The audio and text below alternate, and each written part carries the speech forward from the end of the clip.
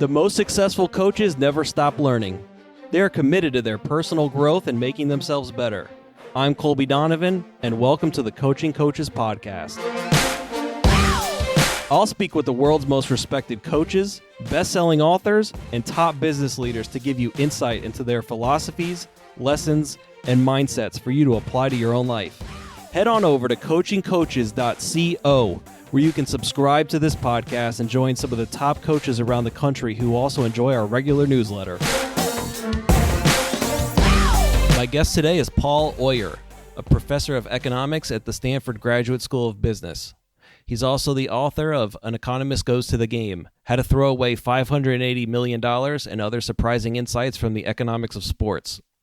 Paul and I start off by talking about the most insane statistic I have ever come across in my life. I am not joking.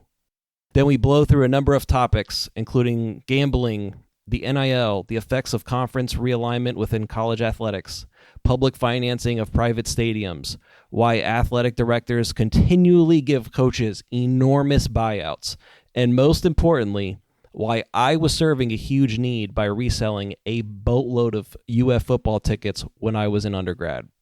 This was a fun conversation on the future of sports related to a number of topics, and I hope you enjoy this episode with Paul Oyer. Paul, thanks for joining me today. Pleasure to be here. So this was one of my favorite books of the year, Save the Best for Last, and some of these stats and topics both blew my mind in good ways and then irked me in other ways just because of some of my pet peeves are people wasting money or I guess inefficiencies in markets, and you hit on a few of those. So I'm excited to talk about this today, but I thought for the sports audience, a good first question would be, what is economics? What is economics? Economics is the study of scarce resources. And I think people think economics is the study of money, but actually money is just a convenience by which people transact. And it's not interesting in and of itself, except to a few people who keep track of the money supply and the like. I'm a microeconomist, and meaning I think more in terms of individuals and firms' behavior. And so economics is the study of how we allocate the resources and wealth and incentives and things like that. And so I've seen you study things that are super financy, like stock-based compensation, to other things like the gig economy, the dating economy, and dog adoption. What led you to apply the economic lens to the sports field? So, I wrote a previous book where I applied economics to online dating. I was very, once I was looking for a partner about 12 years ago, and I realized that economics is everywhere in the dating market and so forth. And when I was done with that book, I was just, I'm always looking for ways to present the interesting how interesting economics can be, because people think it's boring or technical, but it's everywhere and it's interesting. And I think the best way to convey that is in ways they can relate to. And we can all relate, not we can all, but many people are very passionate about sports. So I figured, why not explain economics through sports? Now, I wouldn't say it's the most important part of economics, but if you look at the academic literature, there's quite a bit of study there of sports and economics. It's become it's a field that's grown, partially because the amount of money involved in sports has grown, but also because the other thing that makes people look at sports is the data is very good and widely available. Yep. So there's kind of a natural set of reasons to study sports and economics, and then there's just the natural way to get people interested in economics through a topic otherwise they already find compelling. So I think a fun place to start is, and I have to say, in the Donovan household, it's well known that we'll all be doing something or watching TV, and my dad will pause the TV, tell everyone to stop, and then look down at a book and tell us a stat. And we are always like, here we go again. Well, earlier this fall, I found myself doing the same thing, and my sister was like, you're turning into your father. But I truly think the stat you give is the most just I just incredible stat I've ever come across. And I'm going to read it now. So, between 6 and 7% of all the money earned by American black men born in 1988 was earned by NFL and NBA players. And then you go on to say, including his endorsement income, Kevin Durant's annual income represented almost 1% of all of the money earned by more than 300,000 African American men born in 1988.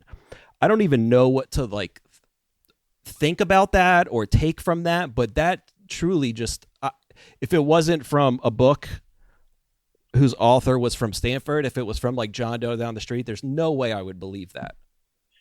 Yeah, it's pretty remarkable, isn't it? I was pretty amazed by that number when I calculated it. The thing is, it's that one number is eye popping, but it's kind of representative of a much broader trend of income inequality. Mm-hmm. So, I mean, it's really, keep in mind that's comparing him to other African American men, and that young African American men, Yep. which is a group that's historically not done as well economically, for all sorts of reasons. There's been all sorts of hurdles in the way of the development of the economic talents of that group. And so as a result, but you do have these amazing standouts in the NFL and the NBA. So it's taking some trends you've seen in inequality in the United States, and it's just like puts it on steroids for that one group. It's amazing. And to me, it's like an example of how outliers drive everything in life and in the world. Like you said, the inequality. But then I go to the NBA has a salary cap. And if anything, I actually kind of, as ridiculous as that stat is, I feel like he's grossly underpaid. If there was no salary cap, I'm sure he'd make a hell of a lot more. That's And so definitely you're definitely right about that. I mean, there's no question that's true. and so how do we look at either that or society in general and say, okay, it's actually okay that Kevin Durant makes that much money and he should make more if there was a free market in the NBA, versus, the average CEO making an egregious times the average employee at their company. And that to me is more of a intangible kind of thing than Kevin Durant, where his statistics are backed up, versus, Jamie Dimon at JP Morgan makes 10 times or, whatever the number is more. Right. So there's a lot in that question. Let me There's a unpack. lot in that. I'm sure there could be like a year's classes, everything. So So let me address two things in that question, and one is the sort of inherent fairness of this, and the other is the comparison with CEOs. So starting with the inherent fairness, you said something like, "Why is it okay that he makes so much money?" And as an economist, I wouldn't take a stand on whether that's okay or not. I mean, I think it's efficient economically in the sense that he's earning all that money because people are willing to pay it, and there's no question that in a free market, that's his value. So now you might say, well, is that okay?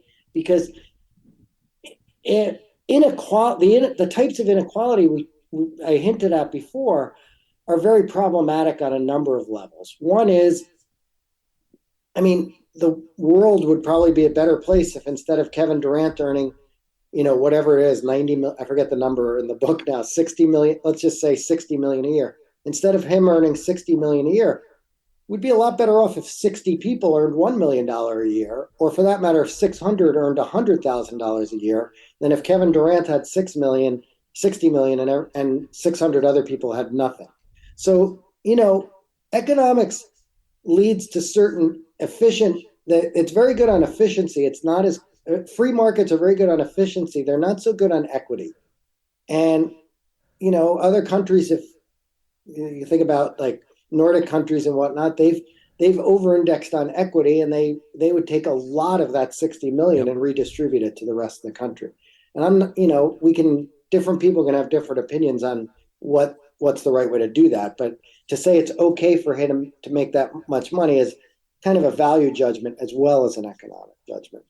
Now, coming to your comparison to CEOs, I completely agree with at least the way I interpreted your question, in the sense that CEOs, it's we can't look at a CEO who makes as much money as Kevin Durant does or Jamie Dimon or whoever and say for sure they're worth it, Yeah. because unlike Kevin Durant, they're not negotiating an arm's length agreement with with somebody on the other side. They don't have an agent who goes and negotiates with somebody whose sole goal is to maximize their profits by minimizing what they pay me. Yep. They're in a corporate governance relationship with a board of directors. There's conflicting. There's potential for conflicting loyalties among the board of directors between the shareholders and the CEO. So it. I agree with you that as much as we may feel like it's not quite right for Kevin Durant to earn that much money, at least he's earned it in the sense that the free market is willing to pay it. For some CEOs, we can't necessarily say the same thing. Do you think the salary cap is anti-capitalist or anti-American? I don't know. It's hard to argue that something that that telling people you're limited to $30 million a year is problematic. So I'm not going to. I mean, I don't know why they have the salary cap. It's not that it allows it's basically a redistribution, but within the problem with the salary cap is if the salary cap were oh, you pay Kevin Durant only 30 million and the other 30 million he should make is going to solve the world's problems or poverty or something like that, that would be great. But that other 30 million is just getting redistributed to other NBA players who maybe don't deserve it quite as much. So, I don't know. I don't have a strong view on the salary cap. It's just kind of redistributing money from super rich guys to pretty rich guys. And I don't have a dog in that race. Well, speaking of super rich guys, there's two things. I think you only talked about this one in the book, but two things that really, really piss me off are when the first one you do talk about, and that's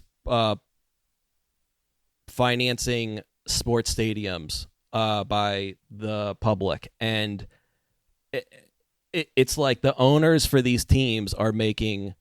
I mean, the Phoenix Suns are for sale now, and there's numbers about like $3.5 or $4 billion, and like that's the Suns. That's not like an LA, New York, Chicago kind of team. Like ridiculous amounts of money. And you talked about the Wisconsin paid $250 million for the Bucks in the same year. They cut $300 million from the Wisconsin State public university budgets. The Hornets deal was rejected by public vote, and they still passed it. And now we just had, I'll butcher the numbers, but the Titans got to fleece the state of Nashville and the city of Nashville for, I think, over $1 billion for their new stadium, which to me, is there any research that actually supports this being a rational idea? And how the hell does this keep happening? So it keeps happening because of, there's a lot of waste in government and vanity projects by. Oh, no, there's not. What are you talking about? So, sports stadiums aren't the only example of wasted money and vanity projects, but that's why it happens, because the incentives for politicians are different than for others. I mean, the other reason it happens is you can get somebody who sounds really smart and thoughtful and puts together a good PowerPoint to come forward and tell you why spending $300 million on a basketball arena is going to lead to huge economic benefits to a city. Are you talking about Sam Bankman-Fried and the sponsorship of the Miami Heat arena, or are we talking about financing? No. That's okay. Different. I just want to check. I know you've been following that from your Twitter, so I just had to check with you. I have been. It's a super interesting story for sure. Mm-hmm. But no, because I'm not talking about the sponsorship of the stadium so much, although that is interesting. What I'm talking about is the paying the money to build the stadium. So the $300 million that the taxpayers paid to build the Milwaukee Bucks stadium, as an example, that's. You said, is there any evidence to back up that that's a good idea? And the answer is no. I mean, economists have studied this for decades now. And it's one of the few things that economists are really agreed on. Economists agree on almost the only things we all agree on, nobody listens to us about, and they do it anyway. So, free free trade being a good thing is another thing that economists generally agree on, and nobody listens to us. And there's a few others, and so, but the economic evidence and the studies on this have been careful and thorough, and there's just nothing to back it up. It drives me nuts. And so the other thing that drives me nuts, and I don't think he talked about this, is the and look, I'm friends with some college or pro coaches. I've had some on the pod. If they get fired, I hope they have a fat buyout and go live on a yacht for a bunch of years. But besides the people that I know, it drives me nuts that these ADs shell out contracts and then fire people out of the blue early, and then they have absolutely no skin in the game or repercussions for firing someone. Like I forget if it was Nebraska or Wisconsin this year. One of them, some school in like the Midwest, fired a coach. And if they had waited like an extra week or two, they would have paid them like $5 million less on their buyout. And they don't do that. And to me, that if you do that as an AD, you should just be fired on the spot, because that's just absolutely ridiculous. Yeah, yeah. I mean, some of the contracts that are written like that are problematic. I mean, sometimes you have to think it through more carefully, because what appears like a bad contract may have been the result um, of you had to do something in order to get the person to begin with, right? So you had no other. You have to guarantee somebody a lot of money in order to get them. But I agree. To me, it's like, if I'm the AD at so my alum is Florida, and we've had some pretty ugly buyouts lately, like Mullins. I think they extended Dan Mullen right before they fired him the year later. So I apologize for hating on my alum. But, if I'm hiring a new coach at Florida, if someone's like demanding $30 million buyout if they're fired after X years, why not go hire choice D? Like, to me, is the delta between that guy and the next guy that's not going to take that package that big of a difference? And do we actually have confidence that you're able to pick a successful coach like that? I don't know. So great question. And I don't know the answer, but analytics people do, of course. But you have to remember that somebody hiring that coach is optimizing on more than just winning and getting the best deal. Mm-hmm. They're also responding to the incentives of the boosters.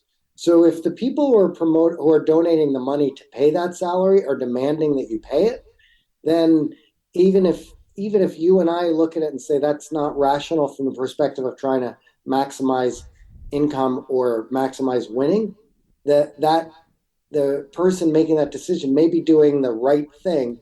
Your listeners can't see that I'm putting right in air quotes here, but they're doing the right thing because the incentives they face are not just winning, but also meeting the demands of the people who are paying, the alumni who are paying for that. So I should also be annoyed at the boosters, not just the AD. You should be telling the boosters, hey, let's think about a better strategy for going to find them. Let's look for, donate that money, but think about how to spend it in a better, more rational way. Is or, there or on economics professors instead? Is there any fix or suggestion you have besides just telling the boosters to back off that you think would actually help more with that? Well, I think getting the data would be the first place I would start, right? So it's really, I like the way you put it a minute ago, is the value of that guy, that great relative to choice 4. And I haven't seen good analytics on the value of a good college football coach. In baseball, if you look at baseball, managers now are kind of treated as a commodity. On-field managers are treated as a commodity. Yeah. And college football coaches are not. Now, you could imagine that baseball player coaches would be a commodity because they don't actually pick the team, right? They just do a little bit of on-field strategy, and they can be told what to do based on analytics. Whereas a college football coach, that job is very complex for 2 reasons beyond what a baseball manager. First of all, the staff is just much bigger. So it's in terms of leadership position, right? Leadership skills are very valuable in that job in a way that they might not be quite as much for a baseball manager. And then the second thing that makes it very different is where the college football coaches really earn their money is in the recruiting. Yeah. Right. So a baseball manager doesn't have to worry about recruiting. The general manager hands them a team. But if you're Nick Saban, you've got to be really good at persuading the kid from the high school in North Carolina to move to Alabama instead of to move to Georgia, Athens, Georgia. I would also love to know if there was a study, and if any listeners have something, feel free to send it our way, about the ability to actually pick a good coach. Like, can professional GMs, is there studies about them actually being able to hire, because we know investment firms, listeners, all the data shows that your ability to predict a manager being a good investment manager in the future is basically like throwing a dart at a dartboard. And so I would imagine this is the same kind of thing, but again, I don't know if there's I don't studies. know. It's a great question. Sounds like a really good topic for the second edition of your book. I think no. What I think I'm not kidding when I say this. It's a great topic for a senior thesis for an economics student at some university somewhere, right? I agree. It's a very doable study. And they can buy us lunch or beer as a thank you. Exactly. If you go to my book's website, I have many ideas for college. I provide many free ideas for college theses, and I should add this one to that list. That's hilarious. There you go. Sourced from the Coaching Coaches podcast. You talk about recruiting for a second, and with college coaches, and I don't think you touched on the new NIL rules, how college players can be paid. What are your thoughts on that, and how do you think that could sort itself out over the next decade? Yeah, that's super interesting. The second part of your question is super interesting, and I'll give you some guesses, but I have no idea, of course. So let's come back to the first thing. What do I think about the name, image, and likeness? So there's been two big changes in big time college sports over the last few years. One is that athletes can now earn money through advertising and other sponsorships known as name, image, and likeness, or NIL deals. The second big change is the advancement of the transfer portal that's made it much easier for college athletes to switch schools. Meaning they used to have to sit out for a year and now they don't, exactly, correct? Yep. Exactly. And as a labor economist, I love both of these things. I just think they're great. I mean, I believe people should be paid, should have free labor markets are more efficient when people have the freedom to move, when people can take their talents to the place that will use them the best. And it doesn't mean always making the most money, right? It means finding a place where both sides are happy. And I believe in allowing people to move that way. I mean, I think that's a great thing. So the transfer portal has been a huge thing for taking away the inability of people to make their own choice about where they'll get their education and where they'll play. As far as the name, image, and likeness stuff, I mean, it's great. I mean, people should be paid. Why should the schools capture all the value of the athlete's work? And I believe in paying people for the value they create. Now, people get value out of the education and so forth, and that's fantastic. But should they be allowed to then earn money on top of that for people who are excited about them? Absolutely. So, as an economist, I'm all for both of these things.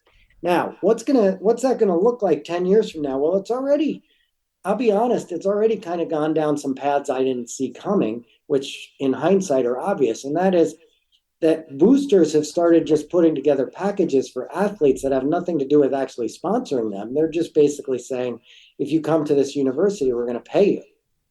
And I don't have any problem. I don't have a problem with that. It's a problem because universities are going to end up I guess I would have a problem with it if the money were otherwise going to be donated to the economics department or the business. But assuming this is marginal money coming into the university, like that, again, these people are bringing that value to the university, and let them reap the rewards of that. Professors have the right to go out and get outside offers and move and get paid for our services. Administrators do. Why shouldn't the student athletes? I think it's interesting too, and I don't follow it too much, but I saw that a couple of schools, I want to say Texas A&M football was one, has had a decent amount of kids announce that they're transferring after having the number one recruiting class last year. So it's interesting too how it's it's not just a one. You talked about what surprised you that you didn't think of that's obvious in hindsight. And for me, this is almost like a yearly thing, just as it would be for you and I or a coach, right? But I just kind of assumed that it would be like, hey, John Doe, come to our school. We'll give you $500,000, and you're here for 3 to 4 years. But actually, no. You can renegotiate every year. Absolutely. Yeah. No. And I'm with you. I think it's great that, it's a transfer of money to a group of individuals that are from a demographic and group that hasn't made a lot of money over time. I was talking to somebody I know who I'll leave nameless, but they were complaining about the rule and going on and on and on. And they're a free market Republican. And I said, well, congratulations. You sound like you've become Bernie Sanders' socialist pet. This is really good. And they had a look on their face like, oh, shit. Didn't kind of realize that those views went that way. So a couple more things on this kind of topic. College pro. What are your thoughts on the fact that there's a draft for guys to go into the pros? I've seen that Tom Brady's agent has come out and been public that he thinks a draft should be abolished and the guys should just go to whatever team they want to and whatever team wants them. What's your take on that? Yeah, it's interesting you say that because I'm surprised you don't hear that said more often. It's not really a big topic of conversation in the leagues to get rid of the draft. I think I believe athletes should be free agents at some point. The draft does bring a certain level of what's the right word? The draft brings a certain level of order and whatnot to the process of formulating new teams because there's free agency alone is enough chaos, but to make the free agency with every player, including the new players involved, that I could see where that would be disorderly to the point where leagues would want to avoid it.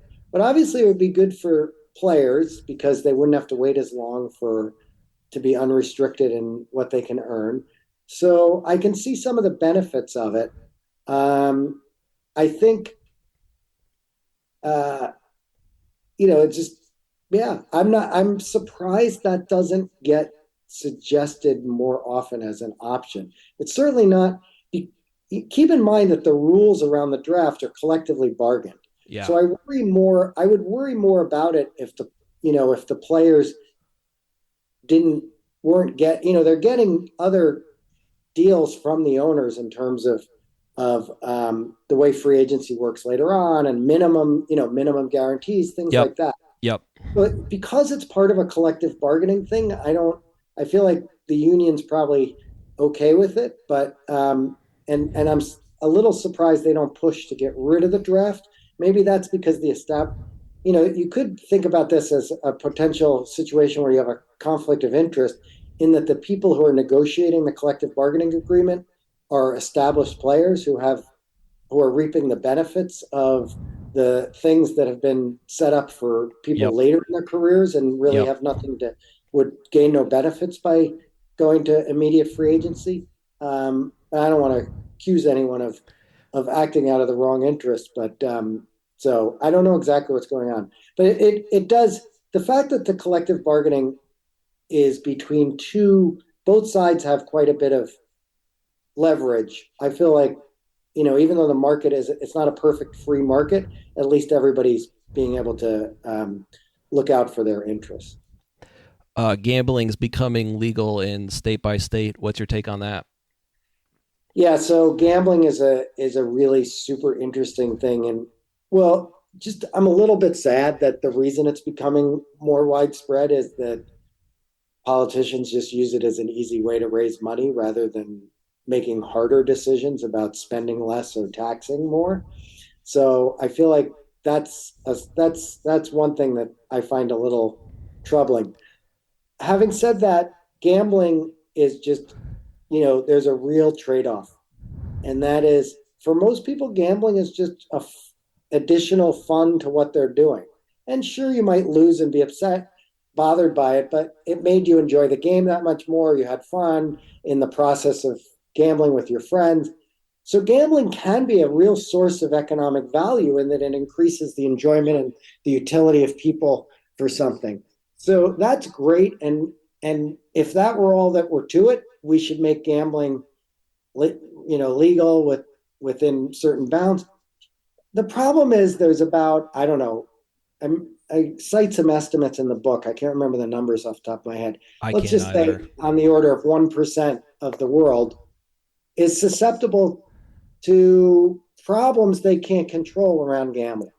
So making gambling too easy is is really good for a lot of people who enjoy it and can do it responsibly, and not only bad but tragic for a small set of people who can't do it responsibly. And so from a government, economists think about things in terms of what's the overall welfare effect, and here it's complicated by that. There's the real trade-off. So I don't love the rise in gambling. It just doesn't feel right to me, but there's a really good side to it, which is a lot of people enjoy it. And then there's this hopefully small but tragic side. And then the question is that enough to make us stop allowing people to gamble? Anyway, I think the horse is out of the barn on this. Yeah. You're just going to see gambling grow and grow. And we're just going to have to deal with the fact that it will have some large negative ramifications on hopefully a very small group of people. If you enjoy this podcast, I also write a weekly newsletter sharing the best content I found in the last week that directly applies to coaches. Some of the best coaches in the world subscribe, and it's free. So go to coachingcoaches.substack.com or check out the link in the show notes to subscribe.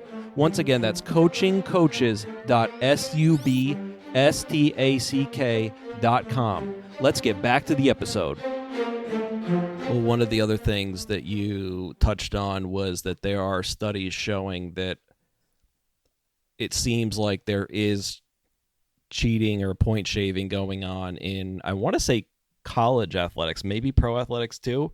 But I found that fascinating that people went back and actually were able to find that some way, somehow.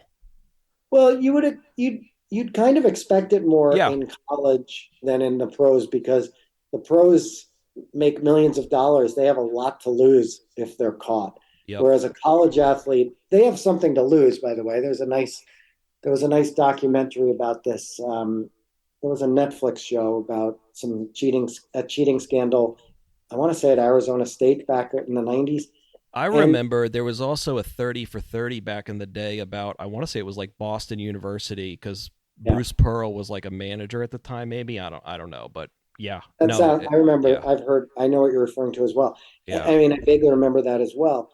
And but my other favorite example, and I talk about this in the book, is tennis, where there's, to my knowledge, very little in the way of allegations that there's any sort of fixing of tennis at the highest levels.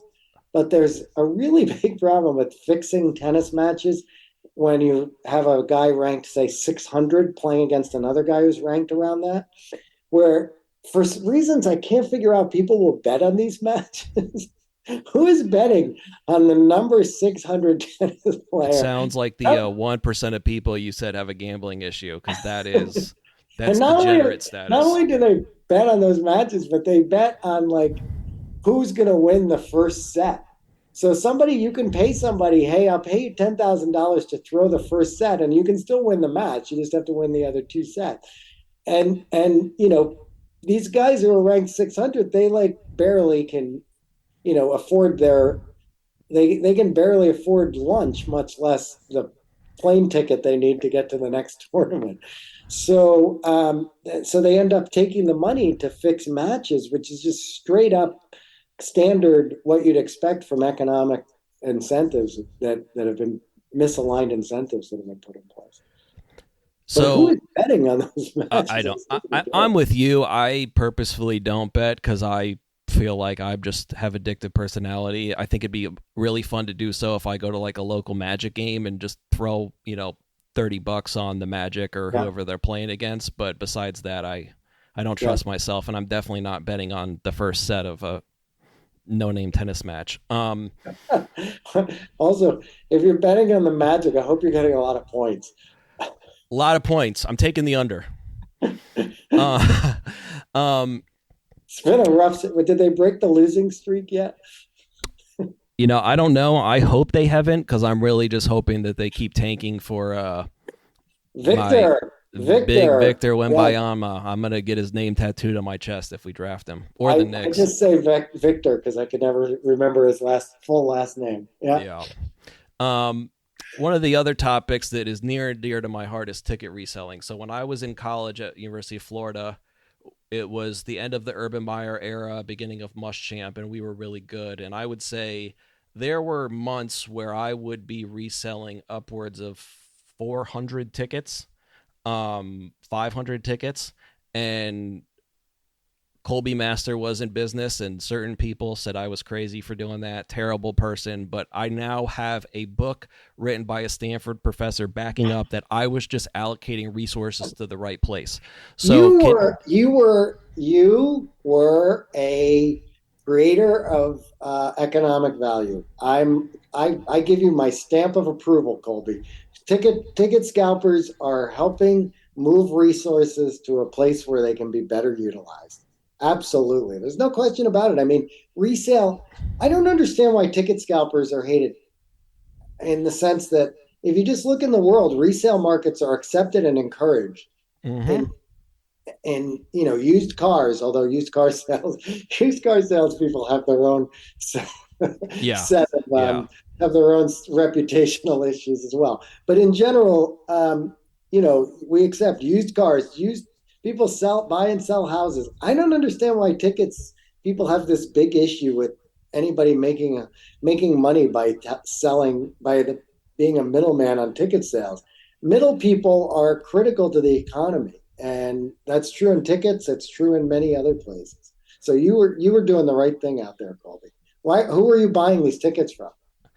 well, what I would do was you could get up to 25 tickets to get in the same group together if all 25 people would show up at the same Uh-huh. time. So I'd get 25 people to show up, get 25 tickets together. I'd scout out which was the best window to get the best seats, and then I'd resell like 25 seats together for alumni who were coming in with their student I see. IDs in the student section, in a great section. And I was, as a wise man just said, I was providing economic value for the economy. So um, I also thought, I'll say, have you read, there was a book, I want to say her name was Allison Schwager. She wrote a book, An Economist Goes to a Brothel, and something else. But part of your ticket section made me think of that, because you talked about how Prime Sport was like the verified Final Four seller, so people would pay a higher price for the Yeah, Final Four tickets from there than StubHub. And she talked about how, like, if there's like a brothel in Vegas that was like guarantee you like anonymity and no STDs and all those sorts of things, and they charge way more. And it was the same kind of parallel of guaranteed safety and paying what you're getting for versus, and yeah. you pay higher for that versus the otherwise and unknown. But I thought that was a funny parallel from another You, economist.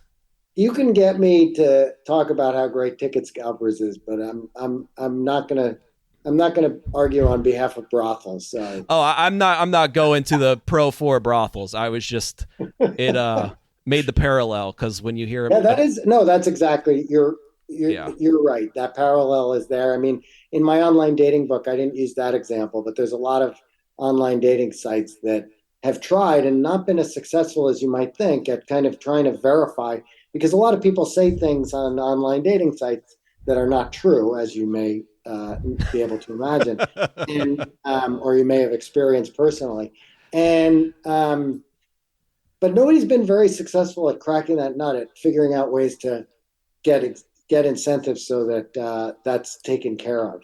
We've made some steps in that direction, but not as many as I would have thought. Economists would have been cleverer at helping solve that problem than we have been. I mean, I guess at the basics, it would be what, like having your phone measure how tall you are, so you're not saying you're 6'8" when you're 6 foot, or verifying your picture is recent, that kind of thing. Yeah, exactly, Yeah, I got exactly. you. That makes sense. Yeah, Um, and or your income is another one people lie about. oh, that's true. That's a good point. Um, a couple more questions for you, and then we'll let you go. So, the to me the most interesting and timely topic of the book was what you finished with, and that was, I think you called it the economic value of tradition. And we've got the NBA now just added their play-in for the postseason games where there's like the 4 teams play for the last 2 spots. They're talking about a mid-season tournament now. NFL expanded their games, and I think most, not importantly, but the most obvious one is the change in alignment of college athletics within their conferences. Yeah. And so, for example, you look at Oklahoma State. That used to be like the biggest thing in the world in the state of Oklahoma every year. Everyone is one or the other. And now Oklahoma is going to go to the SEC, and those 2 schools may not play each other. And dollars-wise, listeners, is why Oklahoma is going to the SEC and why the SEC wants them. But that rivalry, I don't know how you put a dollar amount on that, but I'd love to hear your thoughts on that and kind of what you think about that. If you were a commissioner of a league, what would you be considering? Yeah. So the realignment of the football of college sports in general is one of the most interesting economic things going on right now, because it's all game theoretic. Everybody's thinking about I have to do such and such, meaning move to this bracket. I mean, this conference, because if I don't, somebody else is going to beat me to it, or I'm going to be left in the Pac-12 when all the good teams have left. Mm-hmm. So it's very strategic, and from an economic perspective, you could draw game theory trees around trying to figure it out. And but you're 100% right that it's not just a matter of let's go find the biggest money, because that money years from now may or may not be what you think it is, based on if the change, you worry about killing the goose that laid the golden egg, is to use an overused metaphor. And I think it's the Oklahoma State example is a wonderful one. I don't know if Oklahoma fans care enough about Oklahoma State that they're going to get penalized for this move. I'm guessing they don't, because they're already rivals with Texas and some of the SEC teams anyway. Yeah. But that is definitely. But you can't just make these decisions in a vacuum and only look in short term. What would our revenues be? The book, in the book, the example I use was the Super League, which blew up because the Super League in soccer, because the tradition and the value was so high. But what made that different, unlike the realignment of the football teams, although somewhat with the state schools, this is true. But the other thing is, a lot of when they formed the Super League, politicians started getting involved and threatening, oh, you won't be able to use the stadium, and getting fans worked up, and I don't know that the college realignments are going to face those same constraints. Yeah. But so predicting the future of realignment is a great game theoretic exercise, but it's impossible to say where it's going to end up. What do you think? I know for a while it was the SEC is going to keep getting, all the top teams, and that'll be the Super League. I mean, let's say that does happen. What do you think the externalities of that could be?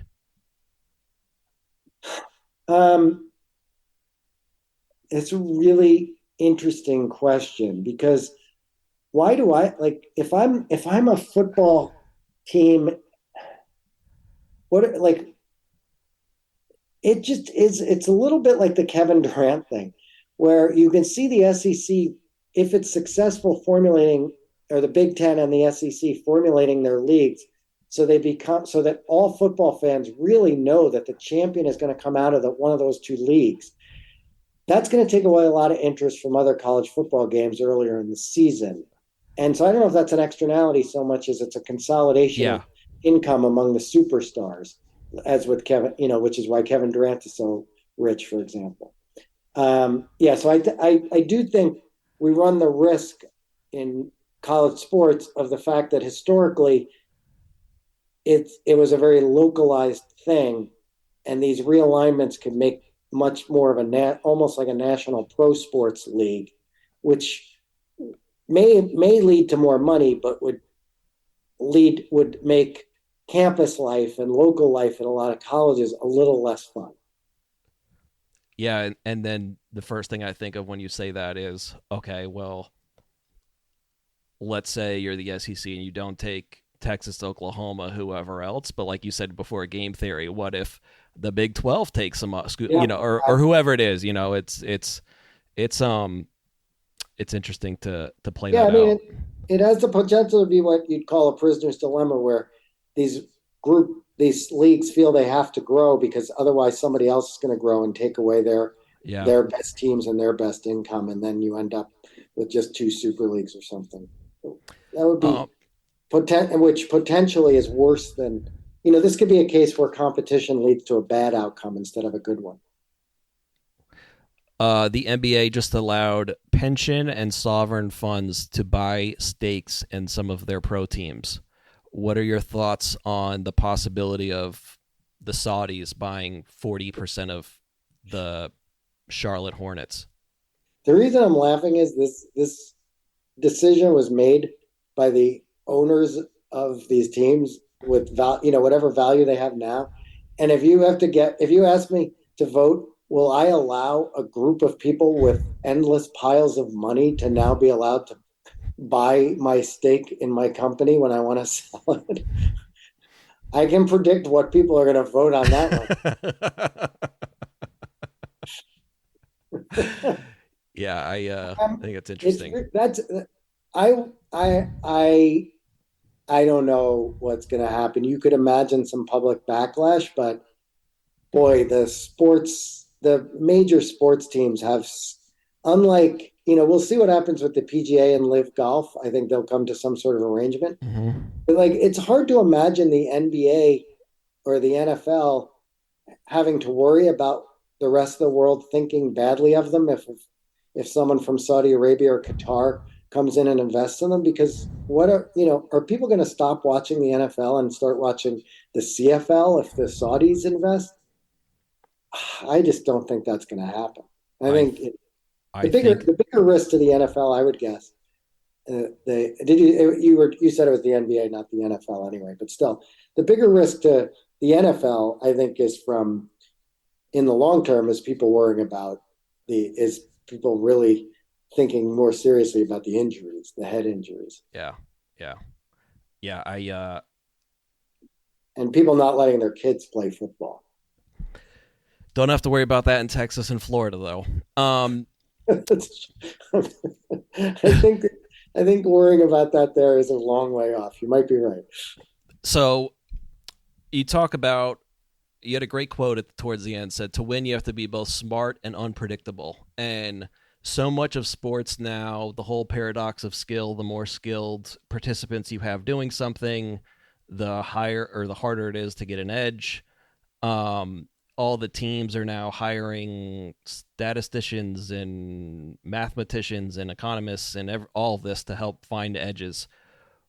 I feel like baseball is a sport where the ability to arb out an edge is gone away the most. But what do you think the end game of all of this is? Um, I just think games are going to be teams are going to be a lot more efficient than they used to be in all of these sports. You're seeing in football these decisions coaches make now that seem, somebody tells them is right by the numbers, but when we were kids, you would have been like, "What? You're going for it? What are you, crazy?" And so I think you're going to see a lot more. You're already seeing it. Like, these games are just going to be played very efficiently.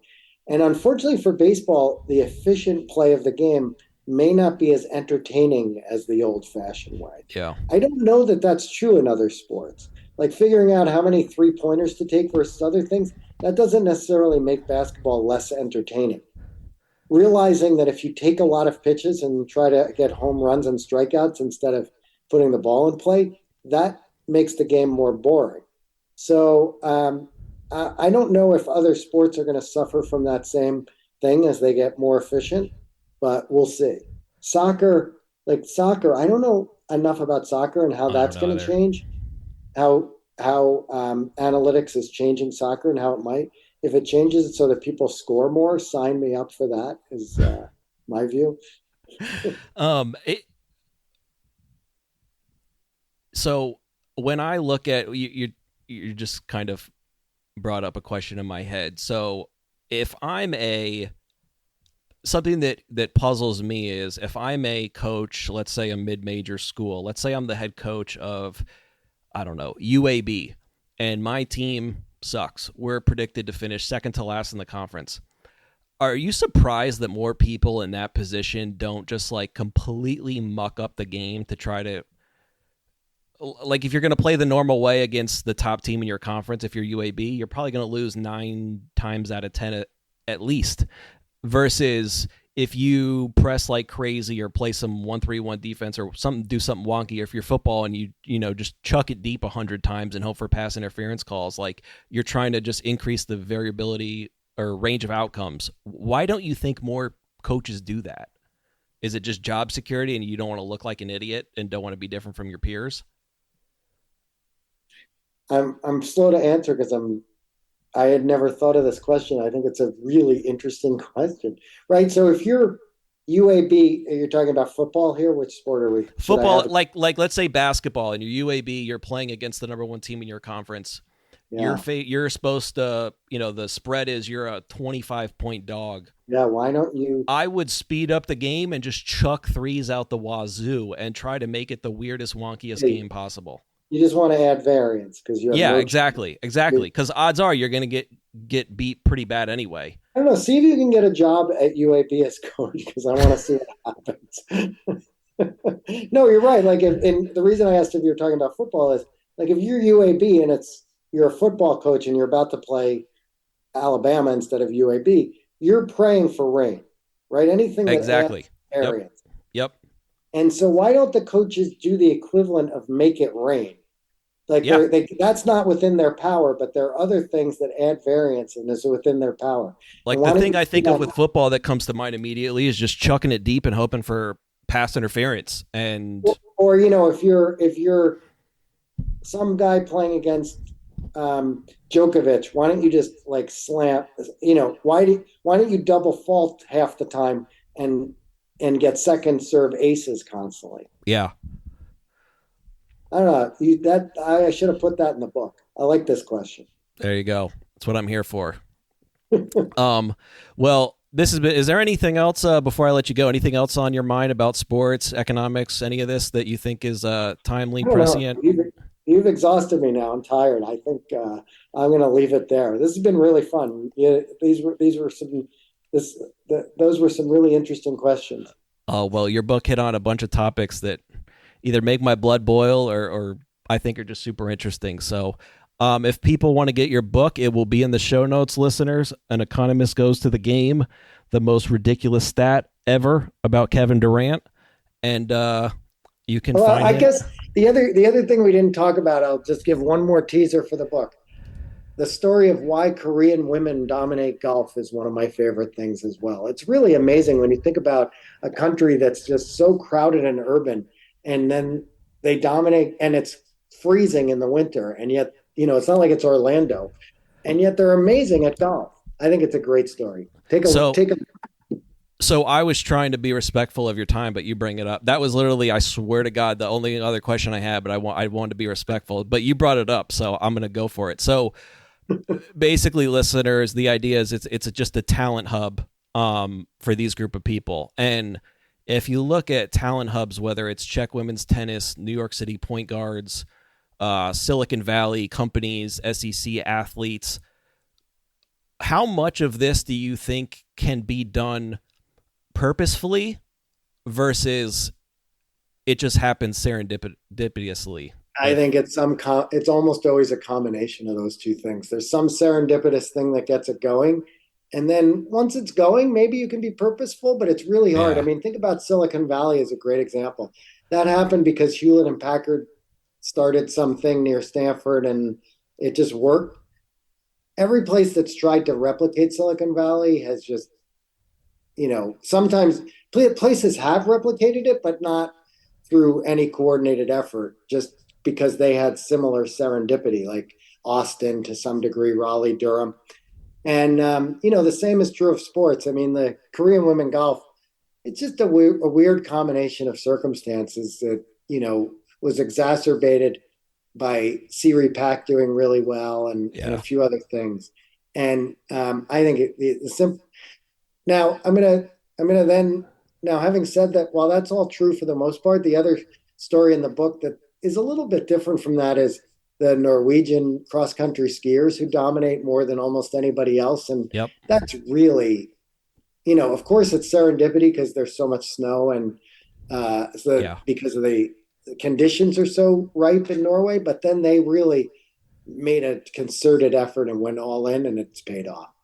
Well, I mean, too, you look at like New York City point guards are like, I would say, a talent hub, but like it would make pure serendipity. Right? It would make more sense for that to be in like Florida, where it's actually warm outside year round, as opposed to New York City, where it's, you got courts with snow on it in the winter. So it's interesting. All right. Well, I'll let you go into the California afternoon. Thank you so much for this. It's been a fun conversation. Thank you, Colby. I really enjoyed it. You've been listening to the Coaching Coaches Podcast. Be sure to subscribe to the show on your favorite podcast platform and receive our world-class newsletter in your inbox every Sunday. You can access both of those at coachingcoaches.co. Once again, that's coachingcoaches.co.